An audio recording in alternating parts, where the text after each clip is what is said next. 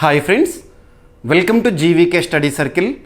ఈ వీడియోలో మే 3, 2026కి సంబంధించి వార్తలు నిలిచిన జాతీయ, అంతర్జాతీయ, రాష్ట్రీయ అంశాల గురించి, వార్తలు నిలిచిన వ్యక్తులు, అవార్డులు, పుస్తకాలు, మరి క్రీడా సంబంధిత సమాచారం ఒక్కొక్క అంశాన్ని వివరంగా తెలుసుకుందాం. అంతకంటే ముందుగా నిన్నటి డైలీ కరెంట్ అఫైర్స్ వీడియోలో అడిగిన ప్రశ్నకి వివరణతో కూడిన సమాధానాన్ని చూద్దాము. సో క్వశ్చన్ వచ్చేసి, ఇటీవల వార్తలు నిలిచిన ఒక సూచీ పైన అడగడం జరిగింది. ఆల్రెడీ మన డైలీ కరెంట్ అఫైర్స్ వీడియోలో డిస్కస్ చేసిన టాపిక్నే ప్రశ్నగా ఇచ్చాను. ప్రశ్నని మరొకసారి చూడండి. వరల్డ్ ప్రెస్ ఫ్రీడమ్ ఇండెక్స్ 2026లో మొదటి 3 స్థానాల్లో ఉన్న దేశాలేవి? ఈ సూచీలో భారత్ ఏ స్థానంలో ఉంది? ఈ సూచీని విడుదల చేసే సంస్థ ఏది? ఇక్కడ సమాధానాన్ని పరిశీలిస్తే, ఏదైనా ఒక సూచీ గురించి మనం పోటీ పరీక్షల కోణంలో ఏ పాయింట్స్ని గుర్తుపెట్టుకోవాలంటే, వార్తలు నిలిచిన ఆ సూచీని విడుదల చేసిన సంస్థ పేరేంటో చూడండి. ఆ సంస్థ యొక్క ప్రధాన కేంద్రం ఎక్కడ ఉంది? ఈ సంవత్సరం విడుదలైన సూచీలో టాప్ పొజిషన్లో నిలిచిన దేశం ఏంటి? టాప్ 3 అయితే ఖచ్చితంగా గుర్తుపెట్టుకోండి. భారత్ ఏ స్థానంలో ఉంది? భారత్ యొక్క ర్యాంకును చూస్తున్నప్పుడే గత ర్యాంకుతో కంపారేటివ్ స్టడీ చేయండి. అంటే గతంలో భారత్ ఏ స్థానంలో ఉండేది, ఇప్పుడు ఏ స్థానంలో ఉంది అని చెప్పేసేసి. ఇక నెక్స్ట్ వచ్చేసేసి, ఆ సూచీలో చివరి స్థానంలో ఉన్న దేశం ఏది? ఎన్ని దేశాలను కన్సిడర్ చేసి ఆ సూచీలో ర్యాంకులను విడుదల చేయడం జరిగింది? ఇక మిస్లీనియస్ పాయింట్స్ అంటే ఎన్ని ఇండికేటర్స్ని ఆధారంగా తీసుకొని దేశాలకు ర్యాంకులను ఇవ్వడం జరిగింది. ఇక్కడ అబ్జర్వ్ చేస్తే సూచీ పేరేంటి? World press freedom index 2026. So సూచీ పేరుని కంప్లీట్గా చూడండి. 2026 సంవత్సరానికి గాను విడుదలైన వరల్డ్ ప్రెస్ ఫ్రీడమ్ ఇండెక్స్. ఈ సూచీని ప్రతి ఏడాది కూడా ఏ సంస్థ విడుదల చేస్తుంది అంటే, రిపోర్టర్స్ సాన్స్ ఫ్రాంటియర్స్ అనే సంస్థ. దాన్నే మనం రిపోర్టర్స్ వితౌట్ బార్డర్ అని పిలుస్తాము. రిపోర్టర్స్ సాన్స్ ఫ్రాంటియర్స్ అన్న, రిపోర్టర్స్ వితౌట్ బార్డర్స్ అన్న ఒకటే. ఈ సంస్థ ప్రధాన కేంద్రము ప్యారిస్, ఫ్రాన్స్ కేంద్రంగా పనిచేస్తుంది. ఈ సంవత్సరము ఈ సూచీలో టాప్ పొజిషన్లో నిలిచిన దేశం వచ్చేసి నార్వే. చివరి స్థానంలో ఉన్న దేశం వచ్చేసేసి ఎరిత్రియా. మరి భారత్ ఏ స్థానంలో ఉంది అంటే 157వ స్థానంలో ఉంది. Last year world press freedom index 2026లో భారత్ 151 ఉండేది, అంటే దిగజారింది. ఇకపోతే ఎన్ని దేశాలు కన్సిడర్ చేసి ఈ సూచీలో ర్యాంకులు ఇచ్చారు అంటే 180.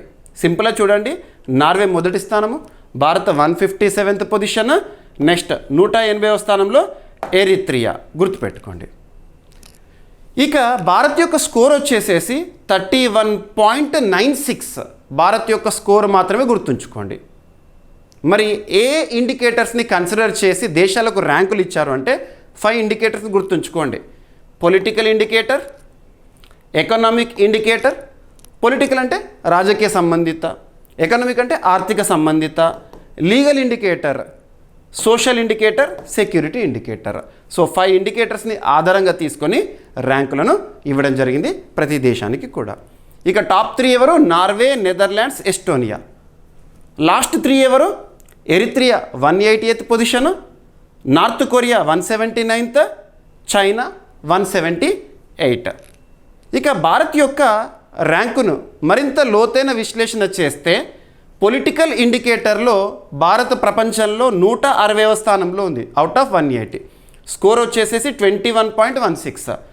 ఎకనామిక్ ఇండికేటర్లో భారత్ ప్రపంచంలో 144వ స్థానంలో ఉంది 32.63 స్కోర్తో. లీగల్ ఇండికేటర్లో 141st పొజిషన్లో ఉంది, స్కోర్ వచ్చేసేసి 39.59.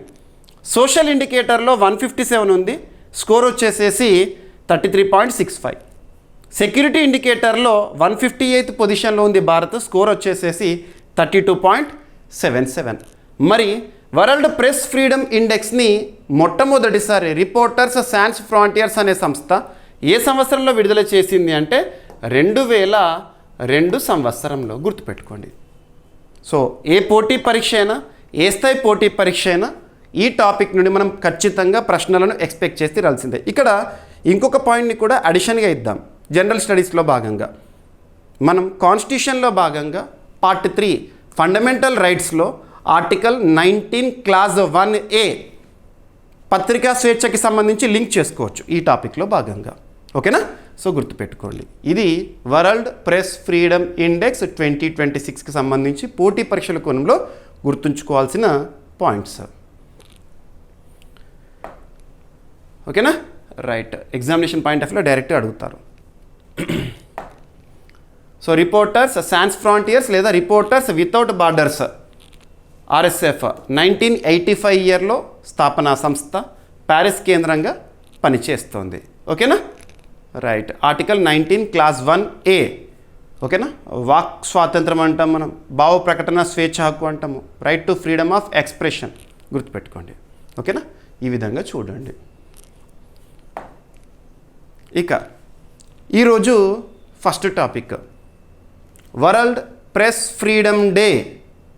ప్రతి ఏడాది కూడా మే 3వ తేదీన వరల్డ్ ప్రెస్ ఫ్రీడమ్ డేగా మనం సెలబ్రేట్ చేసుకుంటాము. ఏదైనా ఒక ముఖ్య దినోత్సవం గురించి పోటీ పరీక్షల కోణంలో చూస్తున్నప్పుడు ఆ డేట్ గుర్తుంచుకోండి. May 3 world press freedom day. ఎవరు నిర్వహిస్తారు? యునెస్కో వారు నిర్వహిస్తారు. United Nations educational scientific cultural Organization. మరి ఈ సంవత్సర థీమ్ ఏంటి అంటారు? Shaping a future at peace. Shaping a future at peace, promoting press freedom for human rights, development and security. ఓకేనా? సో థీమ్ విషయానికి వస్తే థీమ్ ఏ లాంగ్వేజ్లో ఉంటే అదే లాంగ్వేజ్లో గుర్తుపెట్టుకునే ప్రయత్నం చేయండి. ఎట్టి పరిస్థితుల్లోనూ ట్రాన్స్లేషన్ చేయకండి. ఓకేనా? ఇక యునెస్కో వారు నిర్వహిస్తారు. ఎప్పటి నుంచి? 1993లో ఈ డేకి సిగ్నిఫికెన్స్ అనేది రావడం జరిగింది. ప్రపంచవ్యాప్తంగా పత్రికా స్వేచ్ఛకి సంబంధించి మరియు జర్నలిస్టులకి సంబంధించి అవగాహన కల్పించడం అనేది ఈ డే యొక్క సిగ్నిఫికెన్స్. ఇంకా లోతుగా అబ్జర్వ్ చేస్తే ప్రతి సంవత్సరం మే 3న ప్రపంచ పత్రికా స్వేచ్ఛ దినోత్సవాన్ని నిర్వహిస్తారు. మీడియా ప్రభుత్వం మరియు ప్రజల మధ్య వారధిగా పనిచేస్తుంది. స్వతంత్రం మరియు నిష్పక్షపాత జర్నలిజం ప్రాముఖ్యతను ఈరోజు తెలియజేస్తుంది. నిజాయితీగా వార్తలు అందించే జర్నలిస్టులను గౌరవించడం ఈ రోజు యొక్క ప్రధాన ఉద్దేశం. ప్రస్తుతం మీడియాపై ఆంక్షలు, సెన్సార్, జర్నలిస్టులపై దాడులు పెరుగుతున్నాయి. మీడియాను రక్షించడం సమాజ బాధ్యతగా గుర్తు చేస్తుంది. భావ ప్రకటన స్వేచ్ఛ అనే ప్రాథమిక హక్కును ప్రోత్సహిస్తుంది. రైట్? గుర్తుంచుకోండి. ఇక్కడ మనము లింక్ చేసుకోవాల్సినవి ఏంటంటే యునెస్కోకి సంబంధించిన basic points. United Nations educational scientific cultural organization. UNESCO 1945 November 16న స్థాపన జరిగింది. ప్యారిస్, ఫ్రాన్స్ కేంద్రంగా పనిచేస్తోంది. యునెస్కోకి ప్రస్తుతం డైరెక్టర్ జనరల్గా ఖాలిద్ ఎల్ ఎనానీ గారు విధులు నిర్వర్తిస్తున్నారు. తను ఈజిప్ట్ దేశస్థుడు. గుర్తుపెట్టుకోండి. ప్రతి ఏడాది కూడా ఈ ప్రత్యేకత ఉన్న దినోత్సవాన్ని ప్రపంచవ్యాప్తంగా యునెస్కోనే నిర్వహిస్తుంది. వీటిపై అవగాహన కల్పిస్తారు. ఓకేనా? ఈ పాయింట్స్. మరి మొదటిసారి ఈ డేకి గుర్తింపు 1993. ఎనఫ్. రాజ్యాంగంలోని ఆర్టికల్ 19 క్లాజ్ 1Aని లింక్ చేసుకోండి. ఓకేనా? ఇక ఈ సందర్భంగా మే 3 on the eve of May 3 లేదా on the eve of world press freedom day ఒక పురస్కారాన్ని కూడా మనం వార్తల్లో చూస్తాము. ఆల్రెడీ మన డైలీ కరెంట్ అఫైర్స్ వీడియోలో ఆ పురస్కారం గురించి డిస్కస్ చేశాము. నిన్నటి క్లాస్లో మీరు చూడండి. World press freedom prize. World press freedom prize ప్రతి ఏడాది కూడా ఏ సందర్భాన విడుదల చేస్తారంటే వరల్డ్ ప్రెస్ ఫ్రీడమ్ డే సందర్భంగా. ఈ రోజునే రిలీజ్ అవ్వాలని ఏం లేదు. ఒక రోజు ముందు కానీ 2 రోజుల ముందు కానీ ఆ పురస్కార ప్రకటన జరుగుతుంది. యునెస్కో గిలెర్మో కానో ప్రెస్ ఫ్రీడమ్ ప్రైజ్ అంటాము. ఈసారి పురస్కార గ్రహీతగా ఎవరు ఎంపికయ్యారంటే సూడానీస్ జర్నలిస్ట్ సిండికేట్. సూడాన్ జర్నలిస్టులకు సంబంధించి అని గుర్తుంచుకోండి. ఆ పురస్కారాన్ని 1997 ఇయర్లో ప్రారంభించారు. Year of institution. ఓకేనా? యునెస్కో ప్రకటిస్తుంది. ఎవరి జ్ఞాపకార్థము ఎవరి పేరుతో ఇస్తారు? గిలెర్మో కానో అనే ఒక వ్యక్తి కొలంబియా దేశానికి చెందిన ప్రముఖ జర్నలిస్ట్ మరణించారు. తన జ్ఞాపకార్థం 1997 నుంచి ఇస్తున్నారు. సో ఈ విధంగా టాపిక్తో లింక్ చేయగలగాలి. యునెస్కో గిలెర్మో కానో పురస్కారం గురించి ఆల్రెడీ మనం నిన్నటి క్లాస్లో ఇన్ డీటెయిల్గా ఎక్స్ప్లెయిన్ చేసుకోవడం జరిగింది. ఎనఫ్ లింక్ చేసుకోండి. ఇక్కడ 3 టాపిక్స్ని ఒకే దగ్గర గుర్తుంచుకోవాలి. ఒకటి world press freedom index, second UNESCO Guillermo Cano prize, third world press freedom day. మూడింటిని కలిపి గుర్తుంచుకోవాలి. మూడింటికి కామన్గా ఆర్టికల్ 19 క్లాస్ 1A లింక్ చేసుకోండి. ఎనఫ్. అభ్యర్థులకు మరొకసారి చెప్తున్నాను, కరెంట్ అఫైర్స్ అనేది ఒక సింగిల్ సబ్జెక్ట్ కాదు. జనరల్ స్టడీస్లో భాగంగా మనం నేర్చుకునే ఒక్కొక్క సబ్జెక్ట్ ఉంటుంది కదా, ఆయా సబ్జెక్ట్ వైజ్గా వస్తున్న అప్డేటెడ్ ఇన్ఫర్మేషన్ అదేవిధంగా మీరు చూడండి. So through current affairs we're learning entire general studies. సింపుల్గా మీరు అబ్జర్వ్ చేయొచ్చు. ప్రతిరోజు క్లాస్ చూడండి, ప్రతి సబ్జెక్ట్ సంబంధించిన అప్డేట్స్ని నేను చెప్తున్నాను కాన్సెప్ట్ లింక్ చేస్తూ. ఓకేనా? రైట్. ఎనఫ్. సో యునెస్కోకి సంబంధించిన బేసిక్ పాయింట్స్. ప్రపంచ పత్రికా స్వేచ్ఛా దినోత్సవం 1993లో ప్రారంభము. విండ్హోక్ ప్రకటన 1991. లక్ష్యం స్వతంత్ర మరియు బహుళ మీడియా ప్రోత్సాహం కోసము. ఇక next FDI, foreign direct investment, విదేశీ ప్రత్యక్ష పెట్టుబడులు అంటాం. కరెంట్ ఎకానమీలో చాలా ఇంపార్టెన్స్ ఉన్న టాపిక్. రంగాల వారీగా FDI పరిమితుల గురించి మనం రెగ్యులర్గా చూస్తూ ఉంటాము. ఆ గైడ్లైన్స్ని రివైజ్ చేయడం కానివ్వండి, FDI పరిమితులను పెంచడము, ఇటువంటివి చూస్తూ ఉంటాము. 49% ఎందులోకి, డైరెక్ట్ రూట్ ఏంటి, ఇటువంటివన్నీ కూడా మన భారతదేశానికి సంబంధించనే కాదు, ప్రపంచంలోని ఏ ప్రాంతంలో అయినా, ఏ దేశంలో అయినా, ఏ రాష్ట్రంలో అయినా ఎంత ఎక్కువ మొత్తంలో FDIస్ని అట్రాక్ట్ చేస్తే అంత పాజిటివ్ ఎకనామిక్ గ్రోత్ రేట్ని మనం అబ్జర్వ్ చేయొచ్చు. ఇక్కడ FDIకి సంబంధించి, విదేశీ ప్రత్యక్ష పెట్టుబడులకు సంబంధించి మన భారతదేశంలో ఒక సంస్థని లేదా ఒక శాఖని లింక్ చేసుకోండి. Department for promotion of industries and internal trade, under which ministry of commerce. ప్రస్తుతం కన్సర్న్ మినిస్టర్గా పీయూష్ గోయల్ గారు విధులు నిర్వర్తిస్తున్నారు. So department for promotion of industries and internal trade వారు రీసెంట్గా నోటిఫై చేసిన గైడ్లైన్స్ భారతదేశంలో ఇన్సూరెన్స్ సెక్టార్లో, బీమా రంగంలో 100% FDI కేంద్ర ప్రభుత్వం నోటిఫికేషన్ జారీ చేసింది. ఎప్పుడు? May 2, 2026 రోజున, నిన్నటి రోజున. ఈరోజు మీరు అన్ని వార్తాపత్రికల్లో కూడా ప్రైమ్ న్యూస్గా చూసుంటారు. ఎకానమీలో ఇది ఇంపార్టెంట్. ఇక భారతదేశంలో బీమా రంగానికి సంబంధించిన రెగ్యులేటరీ బాడీ ఏది? Insurance regulatory development authority of India, Hyderabad కేంద్రంగా పనిచేస్తుంది. ఇక ఈ గైడ్లైన్స్లో మనం అబ్జర్వ్ చేస్తే LIC, లైఫ్ ఇన్సూరెన్స్ కార్పొరేషన్, భారతదేశంలో లార్జెస్ట్ పబ్లిక్ సెక్టార్ ఇన్సూరెన్స్ సంస్థ. LICకి 20% పరిమితిని కొనసాగించడం జరిగింది. నిన్న జారీ అయిన నోటిఫికేషన్లో అబ్జర్వ్ చేసిన పాయింట్స్. సో భారత ప్రభుత్వం బీమా కంపెనీలలో, ఇన్సూరెన్స్ సెక్టార్లో 100% విదేశీ ప్రత్యక్ష పెట్టుబడులకు అనుమతినిచ్చింది. ఇది విదేశీ పెట్టుబడిదారుల భాగస్వామిని పెంచడానికి దోహదపడుతుంది. Yes, life insurance corporation of ఇండియాలో FDI పరిమితి 20%గానే కొనసాగనుంది. గుర్తుంచుకోండి, ఇది ఇంపార్టెంట్. మిగతా ఈ పాయింట్, ఎందులో 100%, ఎందులో 20%. ఈ నిర్ణయం department for promotion of industries and internal trade వారు జారీ చేసిన ప్రెస్ నోట్ 1 ద్వారా అమల్లోకి వచ్చింది. May 2, 2026 రోజున. విదేశీ పెట్టుబడులు బీమా నియంత్రణ మరియు అభివృద్ధి ప్రాధికార సంస్థ అనుమతి మరియు పరిశీలనలకు లోబడి ఉంటాయి. అంటే insurance regulatory development authority of India guidelines, రెగ్యులేషన్స్కి లోబడే ఉంటాయి అంట. రెగ్యులేటరీ బాడీస్ పైన పోటీ పరీక్షల్లో రెగ్యులర్గా క్వశ్చన్స్ అడుగుతున్నారు. ఉదాహరణకి బ్యాంకింగ్ వ్యవస్థకు సంబంధించిన రెగ్యులేటరీ బాడీ, అంటే బ్యాంకింగ్ వ్యవస్థను నిర్వహించేది, నియంత్రించేది ఏది అంటే RBI. స్టాక్ మార్కెట్, షేర్ మార్కెట్కి సంబంధించిన రెగ్యులేటరీ బాడీ ఏదంటే SEBI. ఇన్సూరెన్స్ సెక్టర్ సంబంధించిన IRDA. పెన్షన్ రంగానికి సంబంధించి అయితే PFRDA. టెలికాం రంగానికి సంబంధించిన రెగ్యులేటరీ బాడీ ఏది అంటే telecom regulatory authority of India, TRAI. ఇటువంటి చూడండి, రెగ్యులేటరీ బాడీస్ పైన క్వశ్చన్స్ అడుగుతున్నారు. ఈ మార్పు సబ్కా బీమా సబ్కీ రక్ష బీమా చట్టాల సవరణ చట్టం 2025కు అనుగుణంగా ఉందంట. ఈ మార్పులు, ఈ నోటిఫికేషన్ అనేది. అండ్ భారత ప్రభుత్వం కూడా ఒక టార్గెట్ పెట్టుకుంది.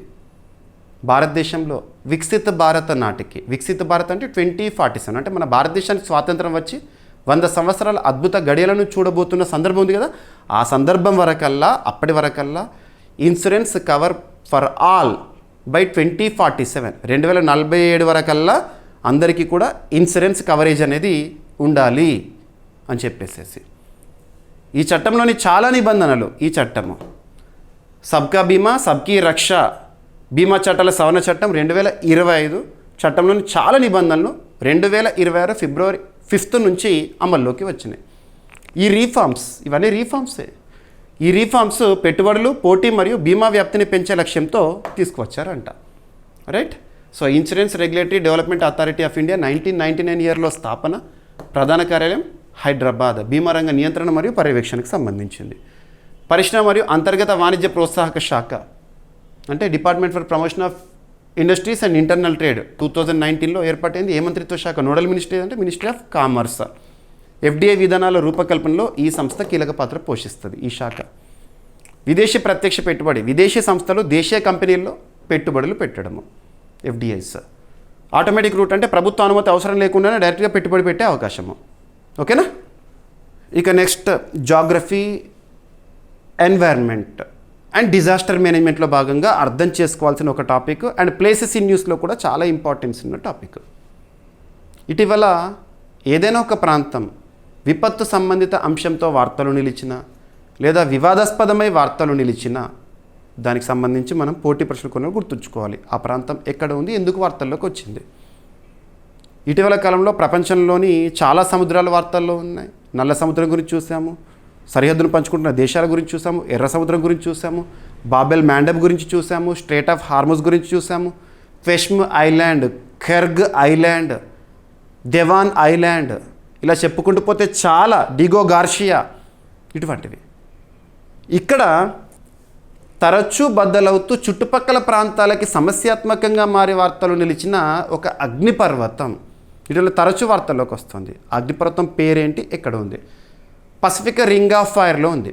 పసిఫిక్ రింగ్ ఆఫ్ ఫైర్ అంటే ఆ ప్రాంతంలోని దీవుల్లో ఎక్కువగా విపత్తులు సంభవిస్తూ ఉంటాయి. ఎర్త్క్వేక్స్ కానీ, సునామీస్ కానివ్వండి, వాల్కనో ఎరప్షన్స్ కానివ్వండి. ప్రపంచంలో ఇటువంటి విపత్తుల్లో దాదాపు 75% పసిఫిక్ రింగ్ ఆఫ్ ఫైర్ ప్రాంతంలోనే సంభవిస్తాయి. మరి ఇక్కడ అగ్నిపర్వతం పేరు వచ్చేసేసి మౌంట్ డుకోనో. ఇటీవల మౌంట్ డుకోనో వాల్కనో అనేది ఎరప్షన్తో న్యూస్లోకి వచ్చింది. అగ్నిపర్వతం బద్దలైంది. అది ఎక్కడ ఉంది అంటే ఇండోనేషియా. ఇండోనేషియా అంటేనే group of islands. Group of ఐలాండ్స్ని మనం జాగ్రఫీ సబ్జెక్ట్లో ఏమని పిలుస్తాం? ఆర్కిపెలాగో లేదా ఆర్చిపెలాగో అంటాము. గుర్తుపెట్టుకోండి. ఓకేనా? ఇక ఇండోనేషియాకి సంబంధించిన చాలా ప్రాంతాలు ఇటీవల మనం చూసాము. మౌంట్ సెమురు అని, మౌంట్ సినబంగ్ అని, మౌంట్ ఇలి లెవెటోలాక్ అని చెప్పేసేసి, లెవెటాబి లక్కీ అని చెప్పేసేసి, ఇటువంటివి. సో ఇండోనేషియాలోని మౌంట్ డుకోనో ఇటీవల విస్ఫోటనం చెంది తీవ్ర విపత్తుగా వార్తల్లో ఉందంట. ఓకేనా? ఇక Pacific ring of fire, Pacific మహాసముద్రం చుట్టూ ఉన్న అగ్నిపర్వతాల ప్రాంతము. ప్రపంచంలోని సుమారు 75% అగ్నిపర్వతాలు ఇక్కడే ఉన్నాయి. ఇండోనేషియా రాజధాని జకార్తా, కరెన్సీ ఇండోనేషియన్ రూపియా, అధ్యక్షుడు ప్రభోవో సుబియాంతో గారు. ఏదైనా ఒక దేశం గురించి ఒక టాపిక్లో భాగంగా మీకు చెప్తున్నప్పుడు ఆ దేశానికి సంబంధించిన బేసిక్ పాయింట్స్ ఇస్తున్నాను. రాజధాని, కరెన్సీ, అక్కడ దేశాధినేతగా ఎవరున్నారు, ఈ పాయింట్స్ అయితే ఖచ్చితం. మనం కరెంట్ అఫైర్స్లో భాగంగా జీకే పాయింట్స్ని కూడా కవర్ చేసుకుంటున్నాము. సబ్జెక్ట్ కాన్సెప్ట్ నేర్చుకుంటున్నాము. ఇక నెక్స్ట్ జాగ్రఫీ సబ్జెక్ట్లో భాగంగానే మనము కొన్ని జలసంధుల గురించి అండ్ కొన్ని స్ట్రేట్స్, జలసంధి అంటాము, గల్ఫ్ల గురించి ఇటువంటి చూస్తున్నాం. ఇక్కడ పాక్ స్ట్రేట్, పాక్ జలసంధి న్యూస్లో ఉంది. పాక్ అంటే పాకిస్తాన్ కాదు, PALK, పాక్ స్ట్రేట్ అంటాము. ఇక ఎలానే silent Palk strait. So Palk స్ట్రేట్ని ఇది ఒక 7 సంవత్సరాల బాలుడు న్యూస్లో ఉన్నాడు. ఆ బాలుడి పేరేంటి, ఎక్కడి వాడని అడగరు. జార్ఖండ్ రాష్ట్రం చెందినవారా, ఇటువంటివన్నీ అడగరు. కాకపోతే పాక్ స్ట్రేట్ అనేది న్యూస్లో ఉంది కాబట్టి పాక్ స్ట్రేట్ ఏ ప్రాంతాలను కలుపుతుంది, ఏ సముద్రాలను కలుపుతుంది. స్ట్రేట్ అంటే narrow water body that connects 2 larger water bodies. 2 సముద్రాల మధ్యలో చిన్న వారధి స్ట్రేట్. పాక్ స్ట్రేట్ అనేది దేన్ని కలుపుతుందంటే బే ఆఫ్ బెంగాల్ ప్రాంతాన్ని గల్ఫ్ ఆఫ్ మన్నార్తో కలుపుతుంది. సింపుల్గా నారో స్ట్రేట్. ఈ స్ట్రేట్ని స్విమ్ చేస్తూ ఈదుతూ ఒక బాలుడు, తన పేరేంటంటే ఇషాంక్ సింగ్, ఒక రికార్డ్నే సృష్టించాడు. జార్ఖండ్ రాష్ట్రానికి చెందిన బాలుడు, 7 ఏళ్ల బాలుడు. జార్ఖండ్లోని రాంచీకి చెందిన 7 ఏళ్ల ఇషాంక్ సింగ్ 2026 ఏప్రిల్ 30న పాక్ జలసంధిని ఇది ప్రపంచ రికార్డు సృష్టించాడు. సో ఇది ఏప్రిల్ 30th రోజున ఇన్సిడెంట్ జరిగింది. రీసెంట్గా పత్రికల్లో పబ్లిష్ అయింది రికార్డ్ అనేది. శ్రీలంకలోని తలైమన్నార్ నుండి భారత్లోని ధనుష్కోడి సమీపంలోని అరిచల్మునై వరకు 29 కిలోమీటర్ల దూరాన్ని 9 గంటల 50 నిమిషాలు పూర్తి చేశాడంట. ఎన్ని గంటలు, ఏంటి, ఏ రాష్ట్రం, ఇవన్నీ అడిగారు. పాక్ స్ట్రేట్ అనేది న్యూస్లో ఉంది, అది మనకు కావాల్సిందే. Places in news. Palk strait ఏ ప్రాంతాలని కలుపుతుంది, ఏ సముద్రాలను కలుపుతుంది, ఇది చూడండి. ఓకేనా? సో సరిపోతుంది. ఇక పాక్ స్ట్రేట్ భారత్ మరియు శ్రీలంక మధ్యలో ఉంటుంది లొకేషన్. బంగాళాఖాతం మరియు గల్ఫ్ ఆఫ్ మన్నార్ ప్రాంతాలని కలుపుతుంది. ఓకేనా? సో ఇక్కడ చూడండి, ఇండియా శ్రీలంక మధ్యలో ఉండే ఒక స్ట్రేట్, సన్నని జలసంధే పాక్ స్ట్రేట్. ఇక నెక్స్ట్ 2 దేశాలు న్యూస్లో ఉన్నాయి. కారణం ఏంటంటే ఒక దేశాధినేత ఇంకో దేశానికి పర్యటన. ఇక్కడ మీకు ఒక డౌట్ రావచ్చు, భారతదేశం నుంచి రాష్ట్రపతి గారు కానివ్వండి, ప్రధానమంత్రి గారు కానివ్వండి, ఉపరాష్ట్రపతి గారు కానివ్వండి, లేదా ప్రముఖ మంత్రులు కానివ్వండి, విదేశీ పర్యటనలకు వెళ్తే ఆ ఒప్పందాలు, ఆ పర్యటన విశేషాలను మనం నేర్చుకుంటున్నాం పోటీ పరీక్షల కోణంలో. మరి భారత్తో సంబంధం లేనటువంటి ఏదో ఒక దేశానికి సంబంధించిన నేత ఏదో దేశానికి పర్యటిస్తే అది కూడా ఇంపార్టెంట్. అంటే ఇక్కడ ఇంపార్టెంట్ ఉంది కాబట్టి మీకు చెప్తున్నాను. తైవాన్ని చైనా వారి భూభాగం పరిధిలోకే కన్సిడర్ చేస్తుంది. తైవాన్ అనేది మా ల్యాండ్, చైనా పరిధిలోని ప్రాంతం అని చెప్పేసి చైనా నమ్ముతుంది. కానీ తైవాన్ ఏం చెప్తుంది, మేము స్వతంత్ర దేశము అని చెప్పేసి ప్రకటించుకుంటుంది. అలా 2 దేశాల మధ్య గొడవలు అనేవి సర్వసాధారణంగా మనం చూస్తూనే ఉంటాం.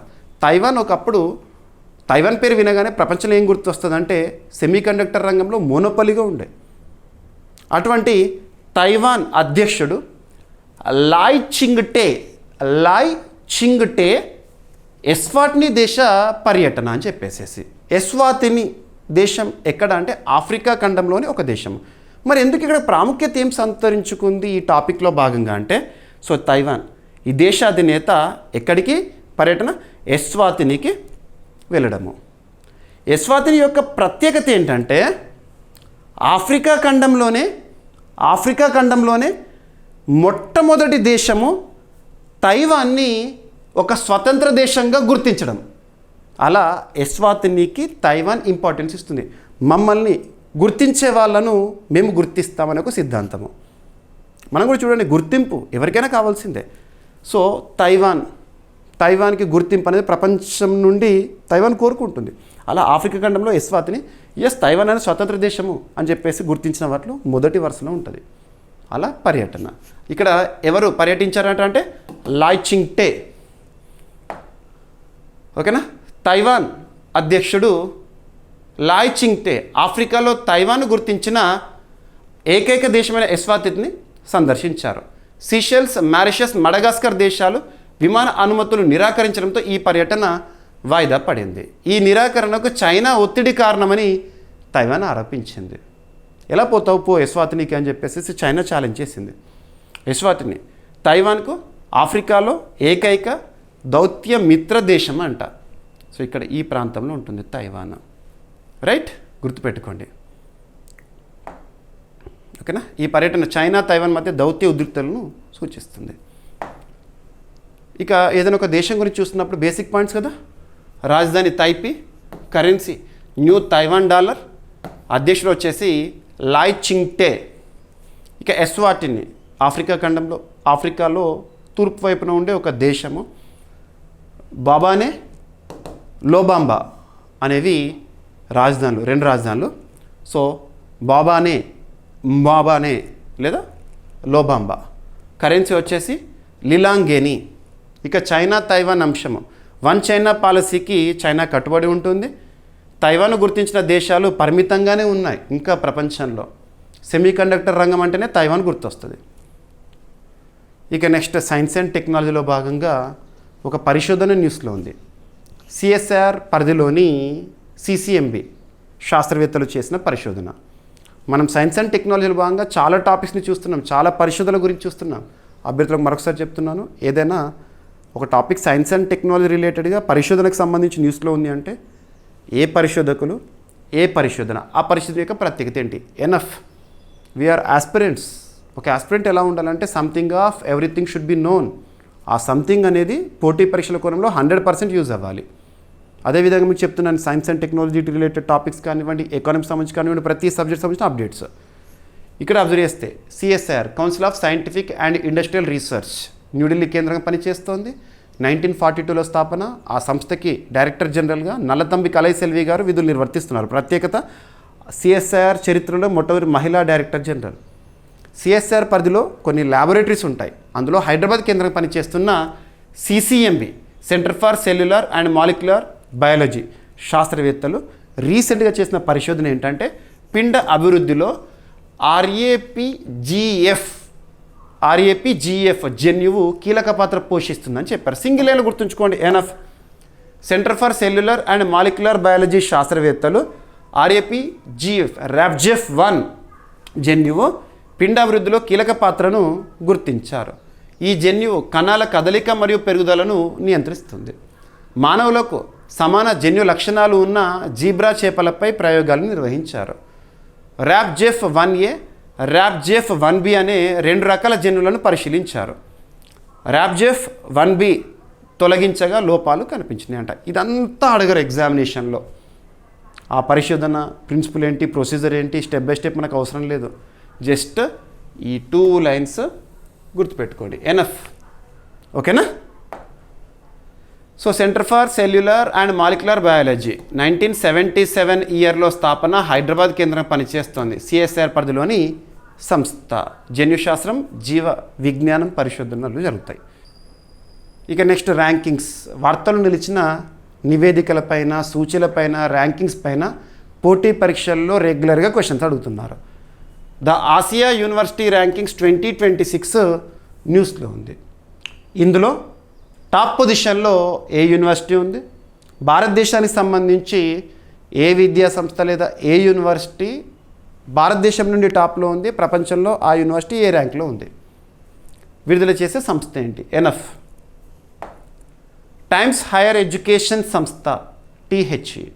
టైమ్స్ హైయర్ ఎడ్యుకేషన్ సంస్థ ఆసియా యూనివర్సిటీ ర్యాంకింగ్స్ 2026ని విడుదల చేసింది రీసెంట్గా. చైనా దేశానికి చెందిన సింఘువా యూనివర్సిటీ వరుసగా 8వసారి మొదటి స్థానంలో నిలిచిందంట. కన్జిక్యూటివ్గా మొదటి స్థానంలో ఇదే యూనివర్సిటీ ఉంటుందట ఈ ర్యాంకింగ్స్లో ఈ సంవత్సరం కూడా. పెకింగ్ యూనివర్సిటీ 2వ స్థానంలో ఉంది. నేషనల్ యూనివర్సిటీ ఆఫ్ సింగపూర్ 3వ స్థానం. టాప్ 3 గుర్తుంచుకోండి. ఇక భారతదేశానికి సంబంధించి బెంగళూరు కేంద్రంగా పనిచేస్తున్న Indian institute of science IISc Bengaluru ఆసియాలో 43వ స్థానంలో ఉంది. భారతదేశం నుండి అగ్రస్థానంలో ఉంది. టాప్ 50లో చోటు దక్కించుకున్న ఏకైక భారతీయ సంస్థ Indian institute of sciences Bengaluru. ఓకేనా? రైట్. సో ఇతర ప్రముఖ యూనివర్సిటీలు ఏంటి? ఓకేనా? ఎంత అవసరం లేదు, కాకపోతే టాప్ 50లో మన భారతదేశం సంబంధించి ఒకటే ఉంది, ఆ పేరు గుర్తుంచుకోండి. టైమ్స్ హైయర్ ఎడ్యుకేషన్ స్థాపన 1971, ప్రధాన కార్యాలయం లండన్. ఓకేనా? రైట్. బోధన, పరిశోధన, సూచనలు, పరిశ్రమ ఆదాయం, అంతర్జాతీయ దృష్టి ఈ ర్యాంకింగ్ ప్రమాణాలుగా చెప్పవచ్చు. ఇక నెక్స్ట్ ఇండియన్ రైల్వేస్కి సంబంధించి అభ్యర్థులకు మరోసారి చెప్తున్నాను, కొన్ని టాపిక్స్ చూస్తున్నప్పుడు ఆ టాపిక్ ఏ జాబితా పరిధిలోకి వస్తుందో చూడాలి. మన దేశంలోని అత్యున్నత చట్టమైన రాజ్యాంగంలో ఆర్టికల్ 246, లేదంటే మీరు షెడ్యూల్ 7 గురించి నేర్చుకుంటారు, కేంద్ర రాష్ట్ర సంబంధాలు అని చెప్పేసి. రాజ్యాంగంలో మన భారతదేశాన్ని ఎక్కడ కూడా సమాఖ్య అనే పదంతో మెన్షన్ చేయలేదు. ఇండియా ఇస్ ఫెడరల్ అని చెప్పేసి మెన్షన్ చేయలేదు. కానీ వాస్తవికంగా చూస్తే సమాఖ్య లక్షణాలు కనబడతాయి, ప్రస్ఫుటంగా కనబడతాయి. దేశమంతా పరిపాలించేది కేంద్ర ప్రభుత్వము లేదా యూనియన్ గవర్నమెంట్ అంటాము. యూనిట్స్ అంటే ఒక్కొక్క రాష్ట్రంలో ప్రజలచే ఎన్నుకోబడిన రాష్ట్ర ప్రభుత్వం ఉంటుంది. మరి ఇక్కడ అబ్జర్వ్ చేస్తే 2 ప్రభుత్వాలు పనిచేస్తున్నాయి, రాష్ట్ర ప్రభుత్వము, కేంద్ర ప్రభుత్వం. కాబట్టి వీళ్ళ మధ్యలో సమస్యలు రావద్దని ఆర్టికల్ 246లో 3 జాబితాలను మెన్షన్ చేశారు రాజ్యాంగ నిర్మాతలు. Union list, states list, concurrent list అని చెప్పేసి. అందులో రైల్వేస్ అనే అంశము ఏ జాబితాలోకి వస్తుంది అంటే యూనియన్ లిస్టులోకి వస్తుంది under article 246 of Indian constitution.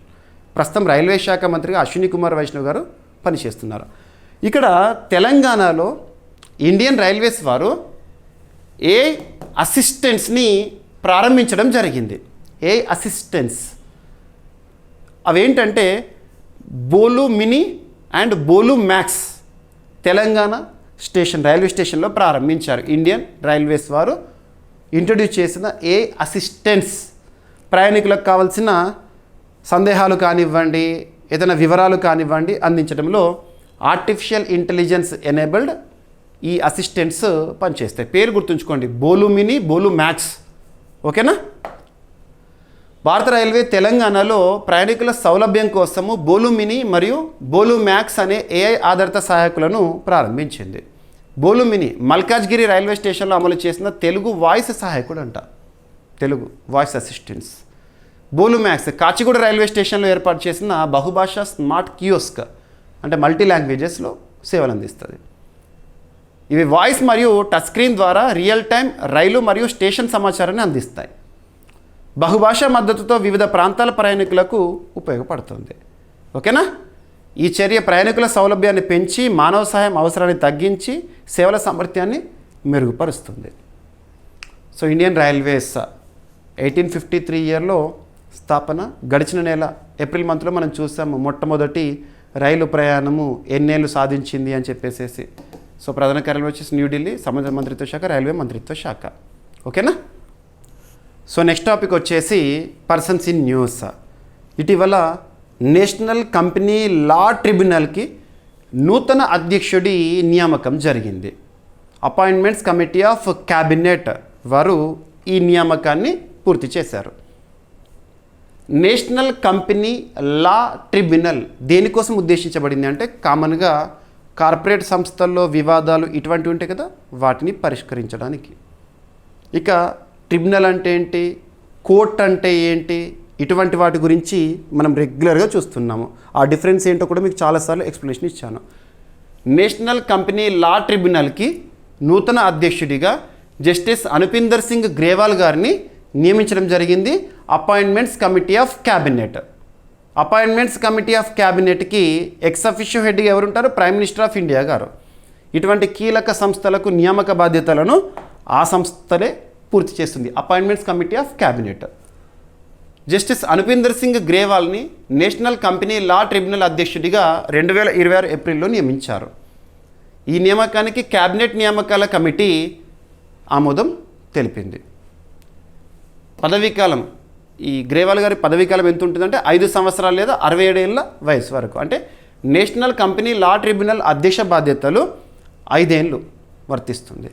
లేదంటే ఆ పర్సన్కి 67 ఇయర్స్ వచ్చేవారికి. ఆయన బచ్చు వెంకట బలరాం దాస్ స్థానంలో బాధ్యతలు స్వీకరించారు. ఓకేనా?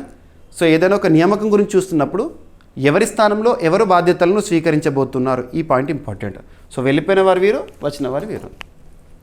తొలిసారిగా హైకోర్టు ప్రధాన న్యాయమూర్తి కాకుండా ఒక సీనియర్ న్యాయమూర్తిని ఈ పదవికి నియమించారు. ఓకేనా? ఒక సీనియర్ మోస్ట్ పర్సన్ని. ఓకేనా? Right. National company law tribunal IBC insolvency bankruptcy code అంటాం కదా, 2016 కింద ఉన్న కేసుల ఆలస్యాల కారణంగా పరిశీలనలో ఉంది. ఓకేనా? Right. So national company law tribunal 2016 సంవత్సరంలో స్థాపన. కంపెనీస్ యాక్ట్ 2013 ఆధారంగా స్థాపన. కార్పొరేట్ వివాదాలు, దివాలా కేసుల పరిష్కారం కోసం ఉద్దేశించబడింది. ఓకేనా? దివాలా మరియు దివాలా కోడ్ 2016. ఓకేనా? క్యాబినెట్ నియామకాల కమిటీ అధ్యక్షుడు ఎవరు ఉంటారు? భారత ప్రధాని గారు. ఉన్నత స్థాయి నియామకాలను ఈ సంస్థే చూసుకుంటుంది. ఇక నెక్స్ట్ ప్రసార భారతి. ప్రసార భారతి చైర్మన్గా ప్రసూన్ జోషి గారు నియమితులయ్యారు. Ministry of information and broadcasting పరిధిలోని సంస్థ, కేంద్ర ప్రభుత్వ పరిధిలోని సంస్థ Prasar Bharati. Ministry of information and broadcasting concern మినిస్టర్గా ప్రస్తుతం ఎవరు విధులు నిర్వర్తిస్తున్నారు? అశ్విని కుమార్ వైష్ణవ్ గారు. ఓకేనా? రీసెంట్గా ప్రసార భారతి చైర్మన్గా ప్రసూన్ జోషి గారిని నియమించడం జరిగింది. ప్రసూన్ జోషి ప్రసార భారతి చైర్మన్గా నియమితులయ్యారు. ఈ నియామకాన్ని సమాచారం మరియు ప్రసార మంత్రిత్వ శాఖ చేసింది. ప్రసూన్ జోషి ప్రముఖ గేయ రచయిత మరియు కమ్యూనికేషన్ నిపుణుడు. ప్రసార భారతి భారతదేశపు ప్రజా ప్రసార సంస్థగా దూరదర్శన్ మరియు ఆల్ ఇండియా రేడియోను నిర్వహిస్తుంది. ఈ నియామకం ద్వారా ప్రసార రంగంలో కంటెంట్ నాణ్యత మరియు ప్రజా కమ్యూనికేషన్ బలోపేతం అవుతుందని భావిస్తున్నారు. ఇక ప్రసార భారతి విషయానికి వస్తే స్థాపన 1997, ప్రధాన కార్యాలయం వచ్చేసేసి న్యూఢిల్లీ, విధులు దూరదర్శన్ మరియు ఆల్ ఇండియా రేడియో ద్వారా ప్రజా ప్రసారము. ఓకేనా, రైట్.